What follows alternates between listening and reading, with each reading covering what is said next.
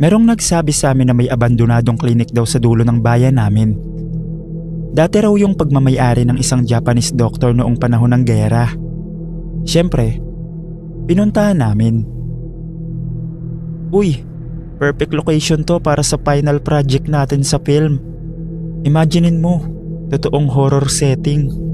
Wala nang set design na kailangan, sabi ni Carlo. So isang Sabado ng hapon, dala ang kamera, tripod at ilang bote ng tubig. Nagpunta kami. Ang klinik, lumang 2 palapag na gusali. May mga basag na bintana, kupas na rin yung signboard. Pagpasok namin, nagulat kami. Parang may naiwan. May mga lumang upuan pa sa waiting area. May mga gamit na kalawangin sa counter. At sa isang sulok, may nakapin na schedule ng pasyente na may petsang 1944. Ang creepy, sabi ni Jenna sabay kuha ng phone para mag-video. Habang nag-iikot si Carlo para iset up ang camera, napansin ko na may isang pinto sa dulo ng hallway. Bukas yun, pero dapat sarado yun, base sa lumang floor plan na nakita namin online. Lumapit kami. Sa loob, may isang maliit na kwarto na may lumang dental chair. Pero ang nakakapagtaka, wala ni isang alikabok ang upuan. Makintab pa, parang may naglilinis. Baka may nakatira pa dito, o baka may nagbabantay, sabi ko na medyo kinakabahan. Di mas astig, sagot ni Carlo, sabay on ng kamera. Nag-roll na sila. Nag-arte-arte si Jenna na parang pasyente. Si Carlo ang cameraman at ako ang direktor. Habang nagpipilm kami, nagdialog si Jenna ng, "Dok, masakit po yung ngipin ko." Tapos biglang narinig naming may sumagot, "Buksan mo yung bibig mo."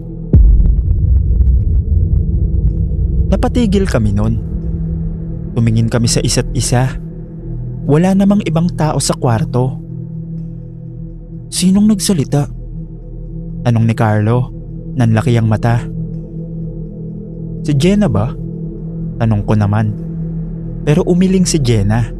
Namumutla na. "Uy, hindi ako yun. Ang boses pang lalaki." Binalikan ni Carlo ang footage dun sa may camera at nang i-play niya, may boses. Malinaw. Parang hapon. "Ako si Dr. Saito. Sino kayo at bakit kayo nandito?" Pero yung nakakagulat, may anino sa footage. Nakatayo sa tabi ng dental chair kahit walang tao ron noong nagpipilm kami. Parang anino ng isang lalaking nakaputing Amerikana. Nakayuko tapos nakatingin kay Jenna. Mabilis na pinatay ni Carlo ang camera. "Tara na, hindi ko na kailangan ng grade para dito," sabi ko at hinila ko yung dalawa. Habang tumatakbo kami palabas, narinig namin ulit yung boses. Ngayon, mas malakas at parang galit na. "Bakit nyo ginagalaw ang gamit ko?" Nang makalabas kami ng gate, nagpahinga kami. Pero napansin ko na may hawak si Jenna na lumang dental forceps. Hindi niya alam kung paano yun napunta sa kamay niya. Wala siyang kinuhang gamit mula sa loob. Sabi ni Jenna, "Kanina pa to nasa bulsa ko. Hindi ko alam kung paano to napunta dito." Kinabukasan, binalik namin ang forceps sa harap ng gate ng klinik kasama ang isang sulat na nakaprint. Ang nakasulat doon, "Pasensya na po Dr. Saito, hindi na po kami babalik." Pagkatapos nun, hindi na kami nagfilm ng horror project. At yung footage na yon, sinasabi ni Carlo na binura niya na. Pero alam kong nagsisinungaling siya. Kasi minsan, nakikita ko si Carlo na nanonood ng video mag-isa, namumutla, tapos mabilis niyang itatago yung camera. Hindi na namin pinag-usapan ulit yon. Pero may isang tanong ako na hindi masagot hanggang ngayon. Bakit sa footage, nakangiti si Dr. Saito at nakatingin ng diretso sa amin kahit hindi naman namin siya nakikita noong mismong oras na yun?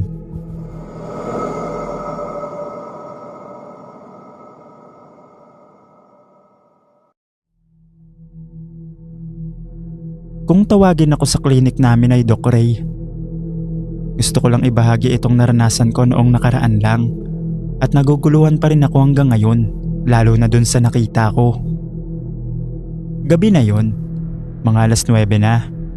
Magsasarado na dapat yung klinik namin. Pero biglang may kumatok. Malakas, paulit-ulit. Pagkabukas ko, nakatayo ang isang matandang babae. Nakabalot ng itim na balabal. Halos hindi ko makita yung muka. Tapos nagsalita siya. "Dok, masakit po yung ngipin ko. Kayo lang po yung pinakang malapit." Ewan ko ba, pero may something off. Amoy lupa siya. Yung amoy ng bagong hukay sa lupa. Pero naaawa na rin ako, kaya pinapasok ko. Pag-upo niya sa dental chair, sinabi kong, "Bukas po ng bibig." Pero hindi niya binuka. Nakatitig lang siya sa akin. Paulit-ulit ko sinabi, "Ma'am, kailangan ko pong makita." Daan-daan siyang ngumiti. Yung ngiting nakasara ang labi. Tapos pabulong niya na sinabi, "Mahaba po kasi yung pangil ko, Dok. Baka matakot kayo." Siyempre, tumawa ko. Sabi ko, sanay na po ako sa ngipin, kahit pangil pa yan. Pero nang ibuka niya ang bibig niya, nawala ang ngiti ko. Yung ngipin niyang ipinapatingin niya, yung pang-itaas na molar, ay sira na. Pero ang pangil niya sa magkabilang gilid, mga 2 inches yung haba. Matulis na matulis. Pero ang mas nakakagulat, yung pangil niya parang gumagalaw. Natulala ako ng ilang segundo. Tapos nagpretend na lang ako na walang nakita. Sinabi ko, "Ma'am, kailangan po nating bunutin to." Habang hinahanda ko yung anesthesia, kinakabahan na ako. Ramdam ko yung lamig sa likod. Habang hinahawakan ko yung forceps, napansin ko na humahaba yung mga pangil niya. Parang unti-unting mas humahaba pa habang nakanganga siya. Tapos nagsalita siya ulit. "Dok, yung ngipin ko lang po yung bunutin nyo. Huwag niyong galawin yung pangil ko." Kinabahan ako nun. Hindi ko tinuloy. Sinabi ko na kailangan ko lang kumuha ng gamot sa kabilang kwarto. Pagpasok ko, dumiretso ako sa likod. Hindi ko alam kung anong gagawin ko. Tumagal ako doon ng mga 10 minuto. Tapos nung paglabas ko, wala nang tao sa dental chair. Bukas ang pinto ng klinik. At doon sa may sahig, may mga markang kakaiba. Parang mga putik. Mula sa dental chair hanggang sa pinto. Hindi ko alam kung saan nanggaling yon at hindi ko rin alam kung saan pumunta yung matanda. Pero okay lang. Ang importante, umalis na siya. Pagkatapos nun, lumipat ako ng klinik.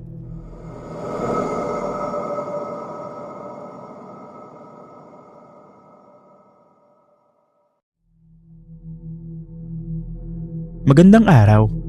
Ako si Mark. Call center agent po ako. Oo, gabi-gabi akong gising. Kaya siguro nagkasakit ako. Ilang araw na akong inuubo. Tapos sumasakit rin yung dibdib ko. Kaya naisipan ko nang magpa-check up. Pumunta ako sa klinik sa may kanto namin. Maliit lang yung waiting area nun. Tapos may 3 upuan. May TV rin, pero nakamute. Ako lang ang pasyente that time. kaya medyo tahimik.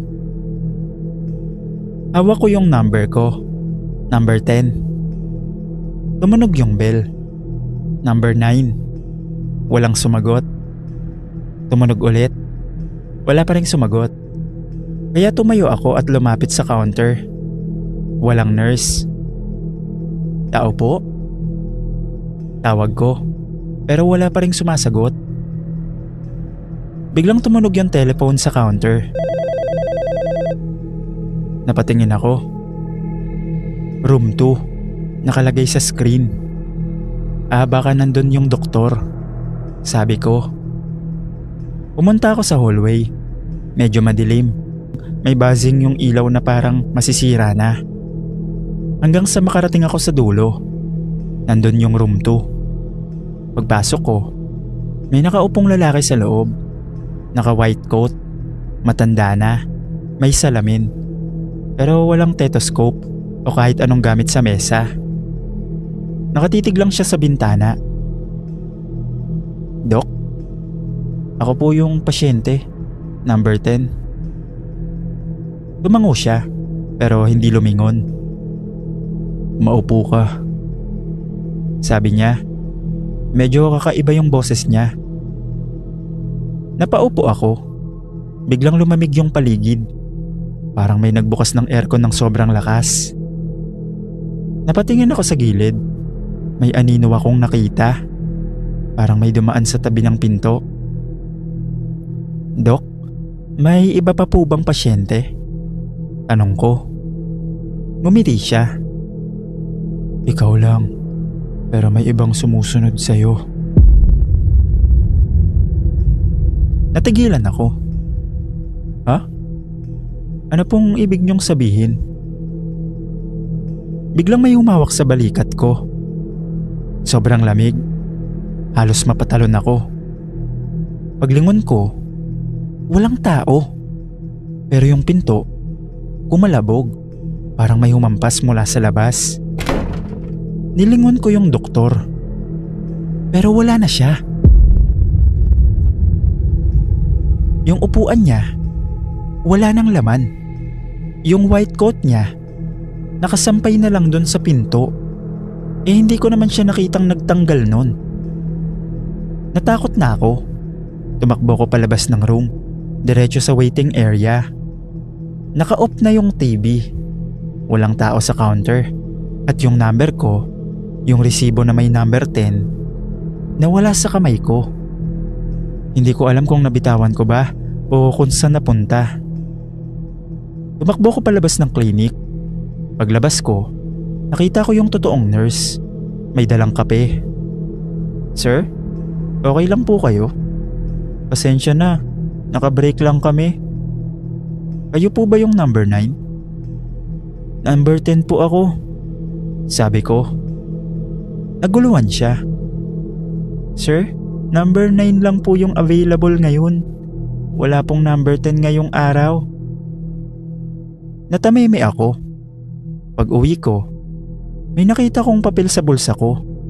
Yung reseta na binigay ng doktor. Yung doktor na biglang nawala. May nakasulat doon, pero hindi ko na tinignan. May dugo rin kasi yung papel. Sinunog ko yon at hindi na ulit ako bumalik sa klinik na yon. Sa iba na lang ako nagpa-check up.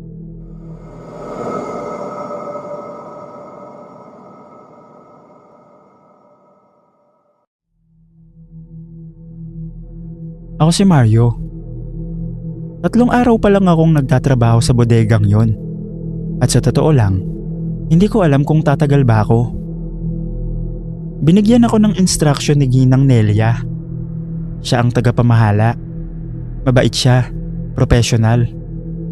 Sinabi niyang mag-ikot ako sa bawat palapag tuwing hapon para tignan kung may sira. Sabi niya, palagi mong i-check ang fourth floor. Nandun ang mga lumang records. Bago ka pa lang naman, di ba? Tanong niya habang pumipirma ako ng kontrata. Opo, madam. Mag-ingat ka. May mga nagkukwento. Kakaiba raw dun sa fourth floor. Pero wag kang maniwala dun. Tumawa ako. Akala ko biro lang. Unang araw ng ikot ko, inakyat ko ang hagdan. Hingal na hingal ako pagdating sa 4th floor. 5 palapag kasi yung bodega at hindi ako sanay. Madilim sa koridor, tapos mahina yung bumbilya. Binuksan ko ang pinto ng lumang opisina. Amoy alikabok, amoy lumang papel, at amoy pabango. Parang bulaklak. Pero bakit naman may pabango sa lugar na to? Tumingin ako sa paligid. Merong mesa, upuan, tapos mga kahon ng dokumento. At sa sulok, may nakatayong salamin. Natatakpan ng lumang kumot na kupas na. Nakyurious ako doon. Hinila ko ang kumot. Sa salamin, nakita ko ang refleksyon ko. Pero may kakaiba. Sa likod ko, may anino. Babae. Nakatayo lang. Parang nakaputing bestida. Mahaba yung buhok nun. Mabilis kong nilingon. Pero wala naman. Binalik ko yung tingin ko sa salamin. Nandun pa rin siya. Nakaharap sa akin. Pero ang mukha niya, blanko. Napaatras ako. Nabitawan ko yung kumot. Tumakbo ko pababa ng hagdan na para bang may humahabol sa akin. Kinabukasan, sinubukan kong kumbinsihin ng sarili ko na guni-guni lang yun. Masyado lang akong napagod o kaya naman, epekto ng antok. Bumalik ako sa 4th floor. Hindi na ako natakot. Sabi ko sa sarili ko, lalaki ako, bantay ako. Inayos ko ang mga kahon. Nilipat ko ang mga lumang dokumento. At habang nagtatrabaho ako, may narinig akong hagulgol. Mahina, parang umiiyak na babae. Mula yun sa salamin. Tumigil ako. Napalingon ako doon. Ang kumot, nahulog na naman. At sa salamin, nakatayo siya. Yung babaeng walang muka. Pero ngayon, may hawak siyang baso. Parang nag-aalok. Parang sinasabing, inom ka. Hindi ako makahinga ng maayos. Naramdaman ko ang malamig na hangin sa batok ko. Kahit sarado ang lahat ng bintana. Tapos naririnig ko yung boses. Mario, samahan mo naman ako. Alam niya ang pangalan ko. Unang araw ko pa lang, alam niya na kung sino ako. Bumaba agad ako noon. Nang makarating ako sa baba, hinanap ko si Ginang Nelia. Nanginginig ang buong katawan ko. Ma'am, may multo po sa 4th floor. Babaeng walang muka. Tinatawag po ako sa pangalan ko. Hindi ko na po kaya. Sabi ko, halos hindi na maintindihan ng sarili kong boses. Tumahimik si Ginang Nelia. Tinignan niya ako ng seryoso. Si Senyorita Mercedes, asawa ng dating may-ari. Nagpakamatay siya sa kwartong yon. Minsan, lumilitaw siya sa salamin. Nagpaparamdam lang talaga siya. Pero, alam niya yung pangalan ko. Paano? Paano niya nalaman? Hindi ko na po kaya, ma'am. Magre-resign na po ako ngayon. Hindi na ako nag-intay ng kung ano pang sasabihin niya. Lumabas ako sa bodegang yon. Habang papalayo ako, may nararamdaman akong malamig na simoy ng hangin mula sa itaas. Napalingon ako ng hindi sinasadya. Sa bintana ng lumang opisina, may aninong nakatayo. Nakaputing bestida, nakatingin sa akin. Kumakaway. Tumakbo ako noon. Hindi ko na kinaya. Pagkatapos noon, hindi na ako bumalik doon. Ang sabi ng iba hanggang ngayon daw, may mga nagbabantay pa rin daw sa bodegang yun. Pero madalas daw magpalit. Yung iba, isang araw lang, umaalis na.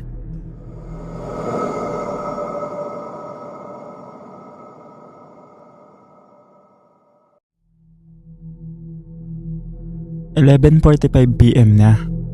Isang deliver na lang, uuwi na ako. Sabi sa app, isang kahon ng mga piyesa ng makina. Deliver sa isang bodega na hindi ko na lang sasabihin kung saan. Likod yun ng lumang palengke. Pagdating ko sa gate, parang may mali. Walang ilaw sa labas. Yung guardhouse, walang tao. Pero bukas yung malaking bakal na pinto. Tao po? Delivery po. Pero tanging taho lang ng aso sa malayo yung naririnig ko. Napakamot ako sa ulo. Sayang biyahe. Dala ko yung kahon, mga 10 kilo. Tapos pumasok ako sa loob. Ang baho dun, yung tipong amoy bagay na matagal nang hindi ginagalaw. May mga malalaking crates na nakasalansan, abot hanggang bubong. May makitid na daan, tapos isang malaking bombilya sa gitna. Nakita ko yung maliit na opisina sa dulo. May ilaw.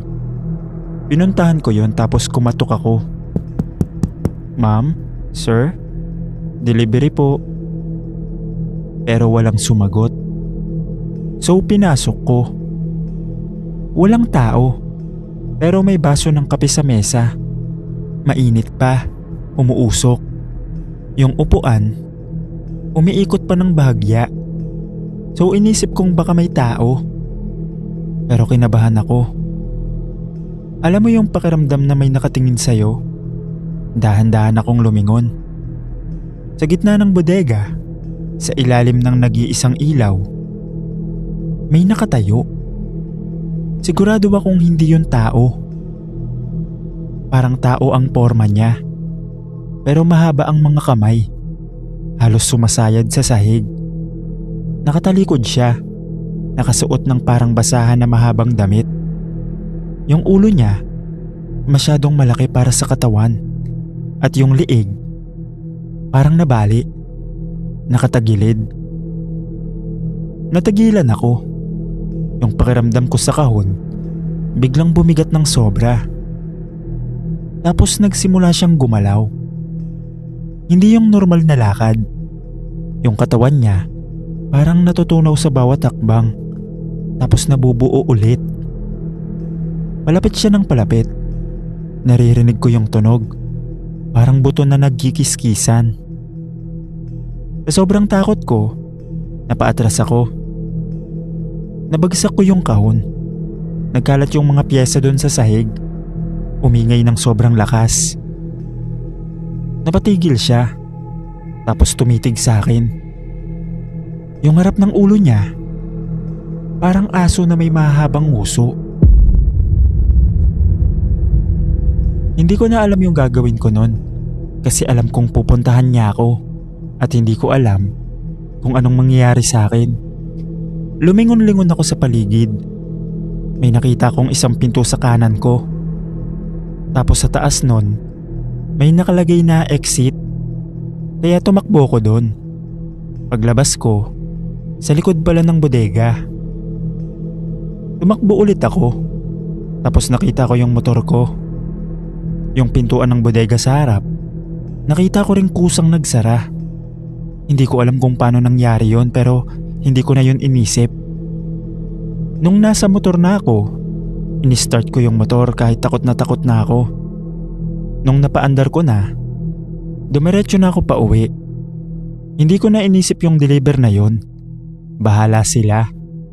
Hindi na ako babalik doon kahit magkano pa ang ibayad nila. Mas gugustuhin ko pang mag-deliver sa sementeryo kaysa mag-deliver sa lugar na yon.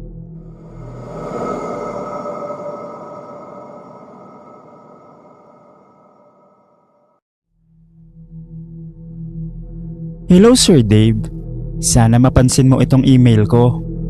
Na-send ko na ito sa ibang channel, pero baka marami ring nag-i-email sa kanila, kaya nagbabaka sakali akong mapili mo ito. Tawagin mo na lang akong Nela. Hanggang ngayon, hindi pa rin mawala sa isip ko yung nangyari noong nagbakasyon kami ng dalawa kong kaibigan sa hindi ko na lang papangalanang beach somewhere in Bataan. Plano lang talaga namin ng simpleng weekend getaway. Pagod kaming lahat sa trabaho, Kaya gusto naming mag-relax, maglangoy at magpicture para maipost sa FB at IG. Maganda ang lugar, tahimik, kaunti lang ang tao at halos walang alon. Bandang hapon, nagsimulang mag-ihaw ng pagkain ng dalawa kong kasama. Habang abala sila sa pagluluto, naisip kong pumunta muna sa dagat para mag-video na pang my day sa Facebook. Bit-bit ko ang cellphone ko habang naglalakad papunta sa mababaw na bahagi ng tubig. Abot lang sa tuhod ang dagat. Habang nagre-record ako, nakaharap ang kamera sa papalubog na araw. Ang ganda ng tanawin kaya palakad-lakad ako sa tubig habang nagsasalita sa video. Sobrang payapa ng kapaligiran. Tapos, biglang may isang malakas na alon. Hindi ko alam kung saan nanggaling. Parang may humampas na tubig mula sa ilalim din. Humampas yun sa akin. Nawalan ako ng balanse. Halos matumba ako at nabitawan ko ang cellphone ko. Narinig ko pa ang mahinang lagapak nito sa tubig bago tuluyang lumubog. Agad akong yumuko. Tinapa ko ang ilalim ng dagat. Buhangin lang ang nahahawakan ko. Paulit-ulit akong sumisid sa mababaw na bahagi. Pero hindi ko makita ang cellphone ko. Nakakainis dahil bagong bili pa yun. May waterproof case naman yon, kaya hindi ko inisip na masisira. Makalipas ang ilang minuto ng paghahanap, napansin kong may isang lalaking nakatayo sa di kalayuan. Payat at maitim siya. Nakasuot ng butas-butas na damit at nakatitig lang sa dagat. Inisip kong isa siyang lokal, kaya nilapitan ko siya. "Kuya, baka pwedeng magpatulong. Nahulog kasi yung cellphone ko." Lumingon siya sa akin. Hindi ko mapaliwanag pero may kakaiba sa mukha niya. Hindi naman nakakatakot. Ilang segundo siyang tumingin sa akin bago siya tumango. "Sige, tutulungan kita." Yun lang ang sinabi niya. Pagkatapos, dire-diretso siyang naglakad papunta sa dagat. Hindi na siya nagtanong kung saan eksaktong nahulog ang cellphone. Huminto siya sa bahagi kung saan nahulog ang cellphone ko at pagkatapos ay lumusong. Naghintay ako. 1 hanggang 3 minuto. Hindi pa rin umaahon. Kinabahan na ako. Baka may nangyari. Patuloy akong nakatingin sa bahagi ng dagat kung saan siya lumubog, pero walang kahit anong gumagalaw doon. Habang tumatagal, lalo akong kinakabahan. Umabot ng halos 10 minuto. Imposibleng hindi siya umahon. Doon na ako natakot. Tumakbo ko pabalik sa cottage. Hingal na hingal akong lumapit sa mga kaibigan ko. Kwento ko anong nangyari. Akala nila noong una, nagbibiro ako. Pero nang makita nilang nanginginig ako, sumama agad sila. 3 kaming bumalik sa dalampasigan. Ngunit wala ang lalaki. Parang walang sumisid doon. Dahil sa sobrang pag-aalala, pumunta kami sa mga bantay ng beach. Ikwento ko ang itsura ng lalaki. Nagkatinginan yung mga bantay. Tapos umiling sila. Wala naman pong ganyang tao rito. Akala ko, nagkamali lang sila. Pero pati ibang lokal na nandun, pare-pareho ang sagot. Wala raw silang kilalang ganong lalaki. Doon ako lalong natakot. Kinagabihan, hindi ako mapakali. Paulit-ulit kong iniisip ang lalaking sumisid. Saan siya napunta? Kung nalunod siya, bakit walang bakas? At kung hindi siya tao, ano siya? Kinabukasan bago kami umuwi, naglakad kami sa tabing dagat. Tahimik pa rin ako. Hindi pa rin mawala sa isip ko ang nangyari. Bigla ko napahinto. May isang bagay na kalahating nakabaon sa buhangin. Nang lapitan ko, nanlaki ang mga mata ko. Cellphone ko yun. Parang may naglagay lang doon. Nagkatinginan kami ng mga kaibigan ko. Wala na isa sa amin ang nagsalita dahil iisa lang ang nasa isip namin. Kung hindi namin nakita ang cellphone sa ilalim ng dagat tapos walang taong umahon mula sa tubig, sino ang nagbalik nun sa tabing dagat? Hanggang makauwi kami ng Maynila, hindi na nawala sa isip ko ang lalaking yon.